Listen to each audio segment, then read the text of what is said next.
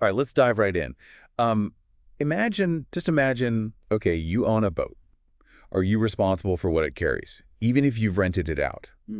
That's the big question at the heart of this Supreme Court case, Commissioner of Customs versus Goldmark Sea Carriers. Ah, this one's a good one. It is. It went kind of viral here in the Philippines. It's GR US 08318, June 30, 2021. I think this one really gets at that whole thing about like property rights and accountability, in this global world we're in. For sure. So we've got this barge named Cheryl Ann, owned by Goldmark, and chartered by Fuel Zone OSM Shipping. They're the ones towing Cheryl Ann from Palau to Manila. And get this, it's carrying used oil. Yeah, see, sounds simple enough, right? But gets Yeah, I bet it does. complicated. The trip hit a snag when that tugboat, the one towing the barge, and they needed repairs, had to stop in Surigao. Unplanned pit stop turns into a legal battle. Exactly. So because of that stop, the Philippine Coast Guard, they detained both the tugboat and Cheryl Ann. And here's the kicker. The used oil, no proper import permits. Yeah, and then on top of all that, you've got separate cases now against the tugboat and the barge. Adding to the whole mess. Right, and that separation ends up being a big deal because OSM, the tugboat owner, they actually participate in the legal stuff, and eventually they get cleared. Yep. Goldmark, though, the barge owner, they don't get involved. Ooh, that's interesting. So that really sets us up for what happens next. So let's talk about those initial rulings in the lower courts. What went down? So first off, the district collector of the port of Surigao, they actually ordered Cheryl Ann to be released. Oh, really? So a win for Goldmark, huh? Well, hold on.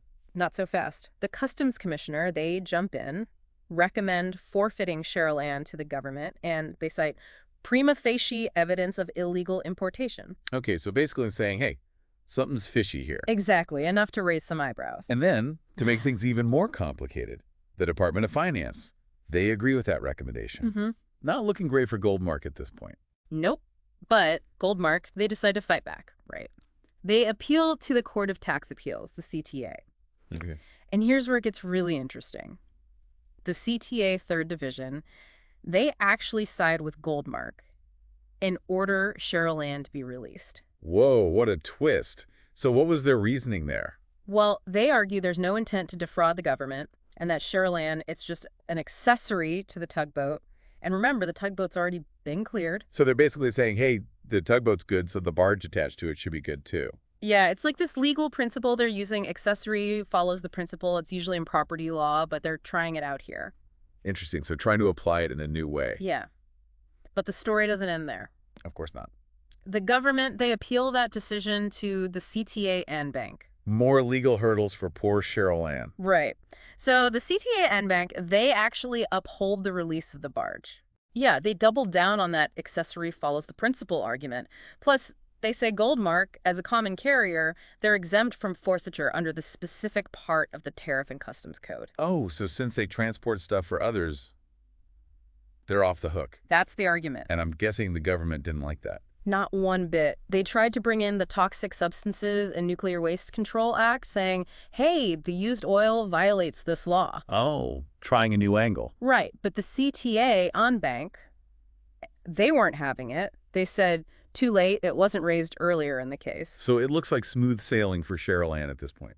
Well, remember, this case went viral for a reason. The government decides to take it all the way to the Supreme Court. Oh boy, here we go. So the Supreme Court steps in, the highest court in the land, and what do they decide? Things take a big turn. The Supreme Court, they overturn those lower court rulings, and they reinstate the forfeiture of Cheryl Ann.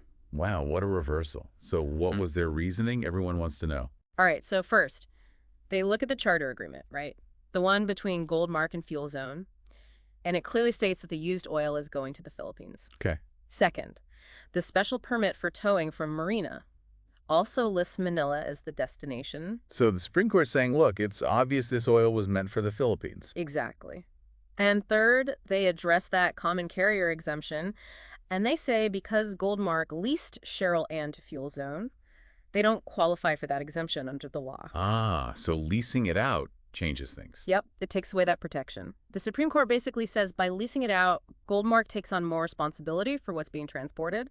And on the Toxic Substances Act, the Supreme Court, they agree with the lower courts. It was brought up too late. But the forfeiture of Cheryl Ann, that stands. Wow, what a journey for this barge. Isn't it? It really makes you think about responsibility, especially in this global world where things are constantly moving around. If you lend or lease something, how much control do you really have over how it's used? What does that mean for other industries, other transactions? Big questions. Definitely food for thought. What are your initial takeaways? I think it's easy to look at this and just see a barge and some used oil. Mm-hmm. But this case is really about the potential consequences of not understanding your legal obligations. Yeah, especially when you're dealing with international stuff. You hit the nail on the head. It's a reminder that the law, it can be tricky. And what seems like a straightforward deal can have some pretty big consequences. This case really highlights some key legal ideas. Yeah. You know, you might not think about them every day, but they're like baked into our whole legal system. That's what I like about these deep dives. Yeah. Always learning something new. So let's break down those legal doctrines. You know, the ones that came up in the Cheryl Ann case? Sure. First up, prima facie evidence. The Customs Commissioner used that phrase. Right. What does that even mean, like in plain English? Okay, so it's Latin. Basically, it means at first glance. And in the legal world, it means there's enough evidence initially to support a claim, even if it's not, like rock solid proof. Imagine you see smoke coming from a building. Okay, yeah. That's prima facie evidence that maybe there's a fire. Right. But you need more to be totally sure. Makes sense.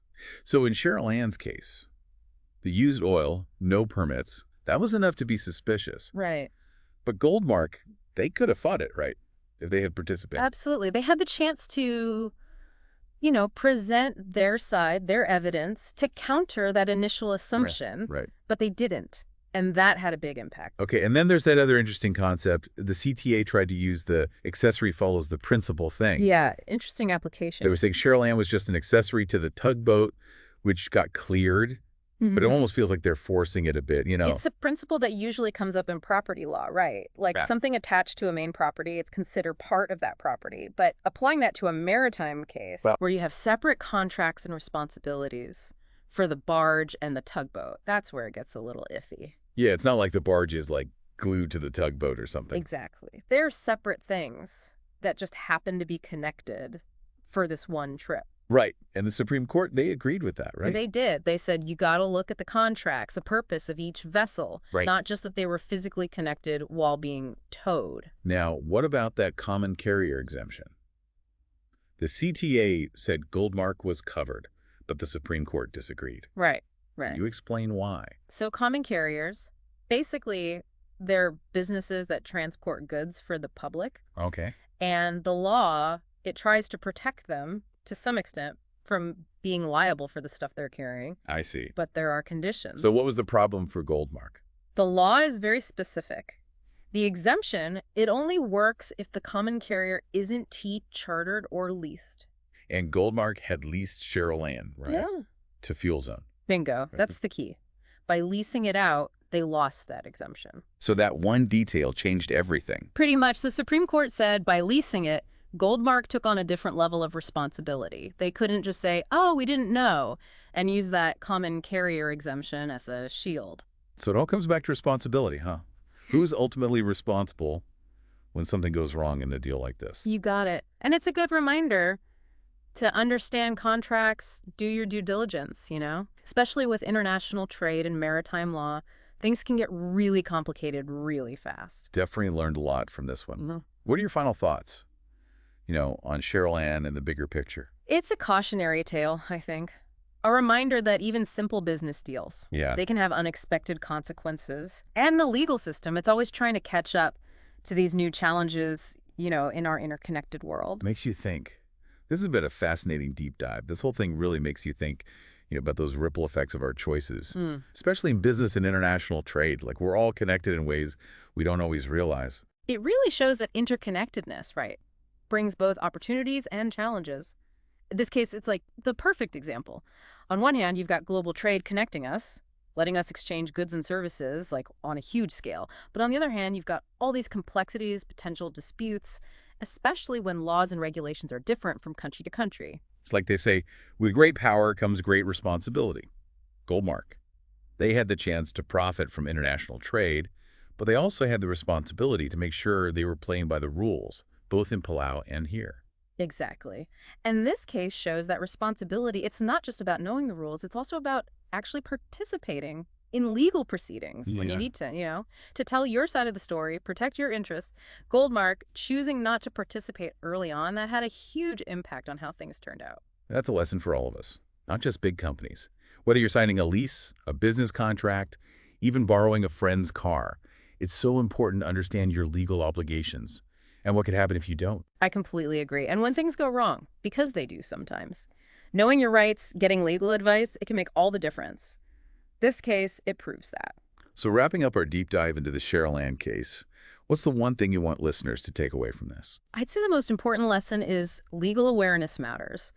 Whether you're a business owner, an employee, just a regular person, understanding the basics of contracts, liability, due diligence, it can help you make smart choices. Protect yourself. The law might seem scary, but it's there to create a fair system for everyone. Such a good point. The law, it's not just for lawyers. It affects all of us. And the more we get it, the better we can navigate this crazy world. Couldn't agree more. This deep dive has been a wild ride through maritime law, international trade, and the responsibilities that come with doing business globally. We hope you learned something and that it got you thinking. Don't forget to like this episode and let us know what you think in the comments. What stuck with you?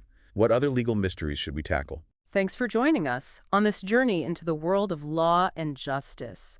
Be sure to subscribe to The Deep Dive for more deep dives into the cases that shape our world. Until next time, stay curious and keep learning.